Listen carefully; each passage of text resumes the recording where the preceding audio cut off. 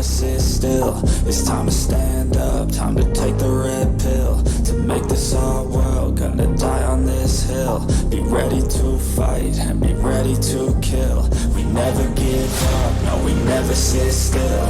It's time to stand up, time to take the red pill. To make this our world. You have 3 enemies in the kill box. 40 feet. 20 feet. 10 feet. Ready! Move! Crash it!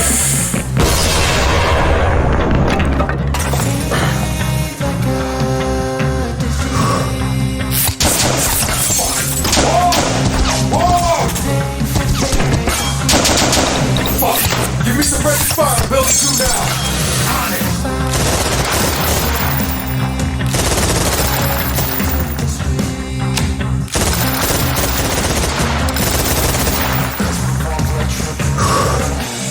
Check him. Is that our man? No, not him. Reloading. How much time you need? 10 seconds. Ready. Moving.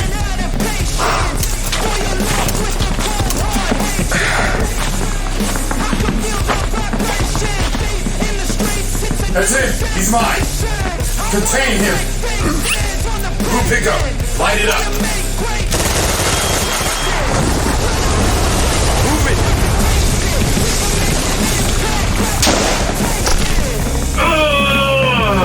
My foot! You good?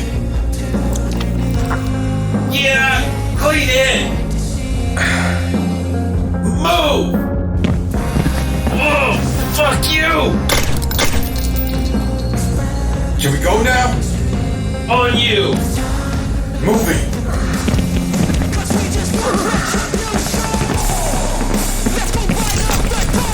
Put it down, put it down!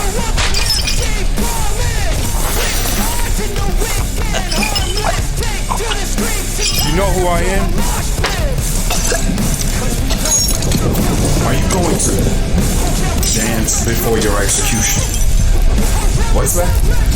Oh, it's an old prison saying that a man on his final walk to his death, a stench of fear chokes and he panics, struggling in the arms of his captor for one more moment of freedom.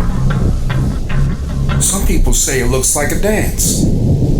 The last dance before death. A little manic, don't you think?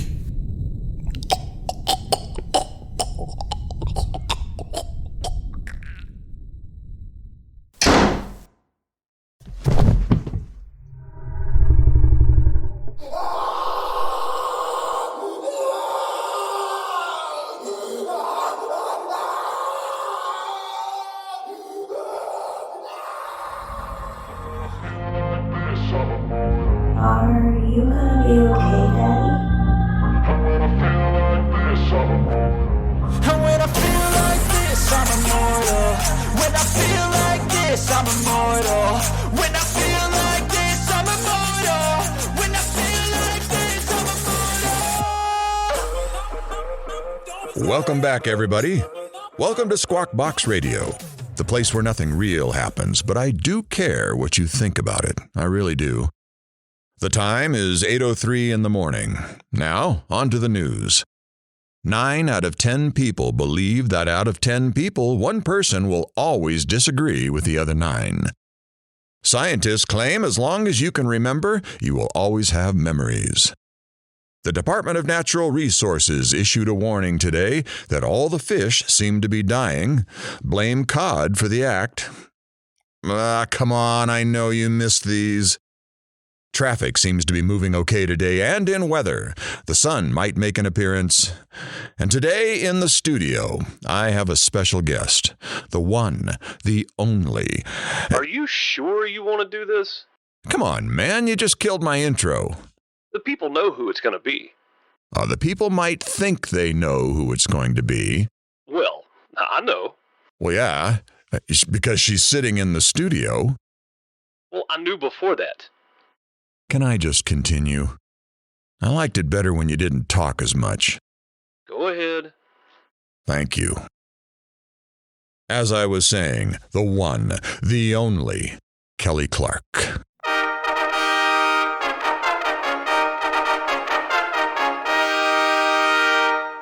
I'm so excited to be here. Well, I guess I don't have to ask you how you're doing. Sorry. I'm just excited. Understandable. So, Kelly, the reason you're here today is, well, to be blunt, we have a story here that we're trying to finish. The last time I saw you, we were at your house and Chad was there. Yep, that is correct. May I ask you why Chad was there? He was just checking in, making sure that everything was okay. Does he come there often?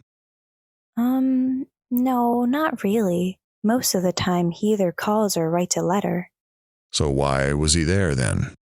Like I said, just checking in. And that's it?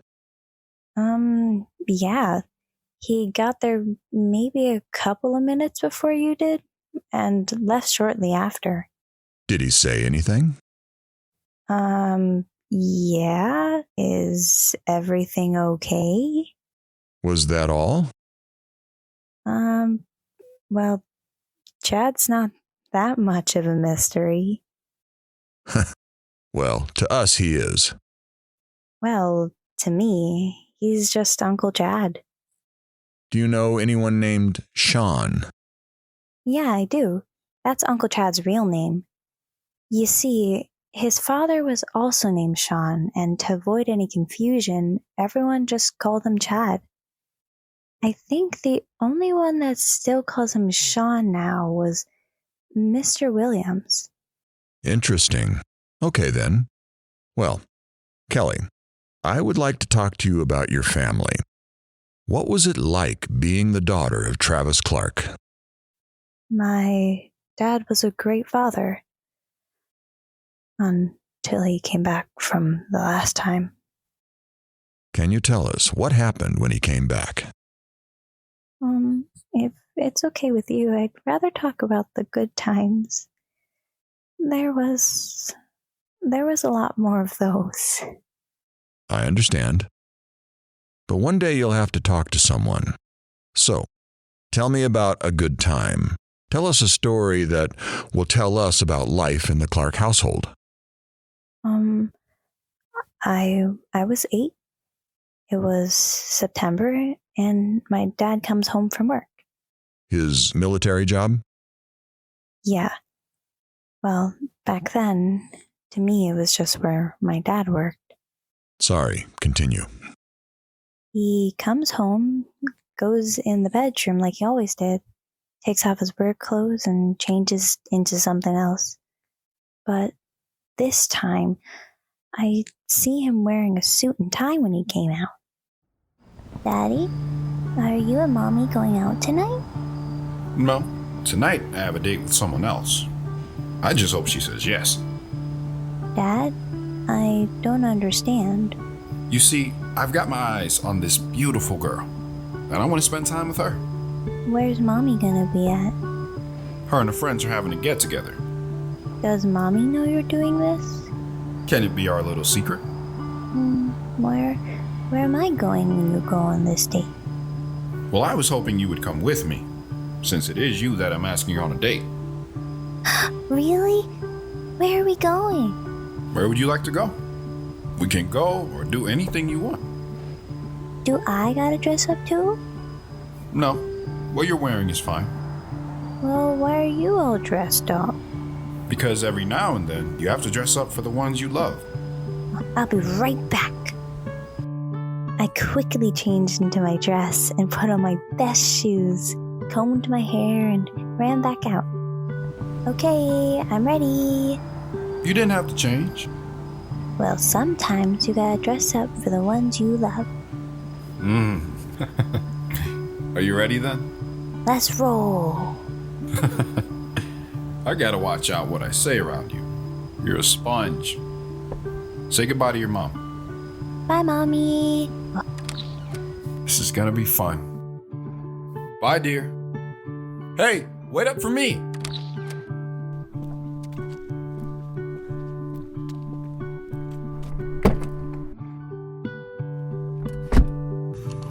So where are we going? Well, how far can we go? You do have school tomorrow, so why don't we just get off the base and just go into town? Okay.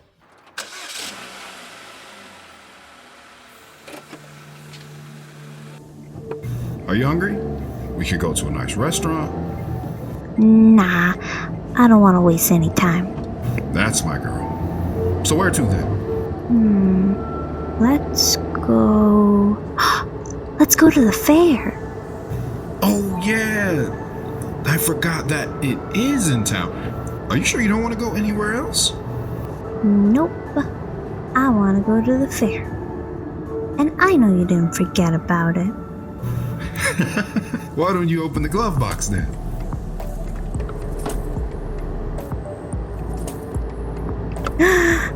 Oh my gosh! I know, my little girl. I've already bought tickets and a wristband for both of us. This way, we can ride all the rides. All of the rides? Well, not all the rides. We will have to be careful not ride the rides that go upside down.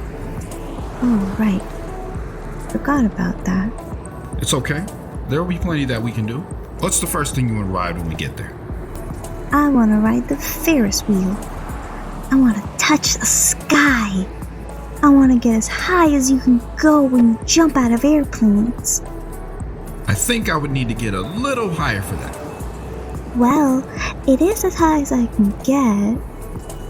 Unless you want to take me out on an airplane and we can both jump out. Ferris wheel it is. You know, that's your mom's favorite ride too. Really? Oh yes. I've taken your mom in that Ferris wheel a bunch of times. We have seen many night skies from the top. We would talk about all kinds of things while going around. Well, now it will be our ride too. Seems like it. What were some of the things you would talk about? Your mom and I would talk about whatever was on our minds. Could have been something as simple as the weather, the clothes that people were wearing. Could have been anything. That was the nice part.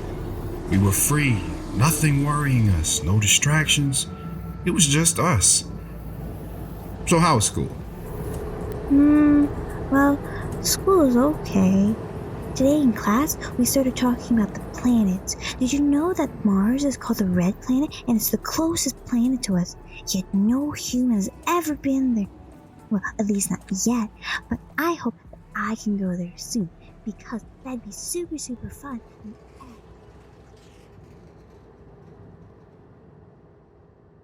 We drove for a bit, continuing our talk until we got there.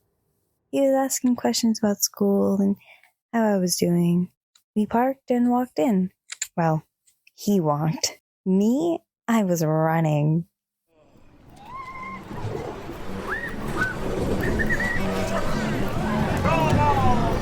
Hey, wait up.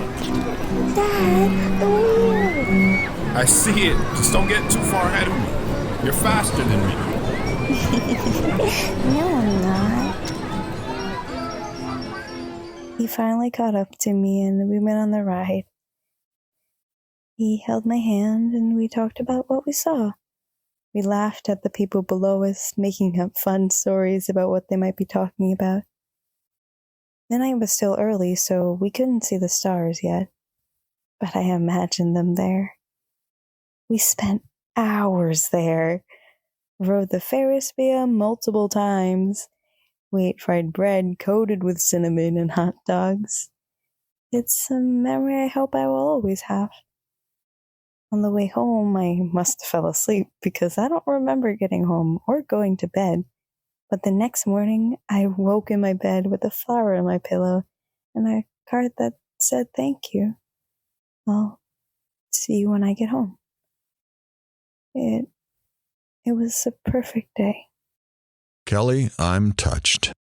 That did sound like a perfect day. What happened when your dad got home the next day? It wasn't the next day. The next time I saw him was a couple of months later. Oh, Kelly, I'm sorry. I didn't know. No need to be sorry. He just went to work. and he worked with heroes. My father came and went for my life, only showing up when he hungered for affirmation, I think. I adored his attention, though. Memory reckons itself in blurs and flashes. The special moments of my childhood are like fairy tales, and in mine, my father was the prince going to slay the dragon. I've never even thought about what happens to the families, the loved ones they leave behind, and what goes through a little girl's mind. Well, we keep moving forward. My dad taught us that. You just have to keep moving forward. Don't focus on the big, ugly thing right in front of you.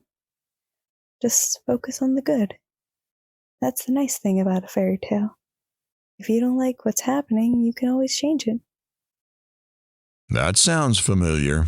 I think your mom taught him that. Well, it could be, but I know he taught me. Did he call or write? He would. Well, not as much as we'd liked, but we knew that sometimes he couldn't write or call, because he was working. What would he say to you? He would make sure that I was being a good girl, brushing my teeth and doing my chores and homework. And at the end, he would always say that he loved me. Did he ever tell you where he was or what he was doing? He would never say that. He couldn't. He always said the less we knew, the more protected we were. I used to ask, but I stopped many years ago. Maybe I should have kept asking, though. I don't believe that your father would ever put you in harm's way. I don't think he would have said anything. Well, you're probably right. But sometimes it would have been nice to know where he was, or at least when he was coming back. Remember, you have an appointment today. You can't be late for it. Kelly, can you come back tomorrow? I would love to hear another story about your youth, about the good. I would love to.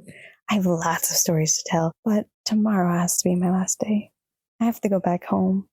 I'm sure you do. I won't hold you up from going home. Thank you, Kelly, for coming in today, and I will see you tomorrow. Well, folks, I think that is a wrap for today, so I'm going to leave you with a bright fellow who can make any night peaceful, DJ Twinkle Star.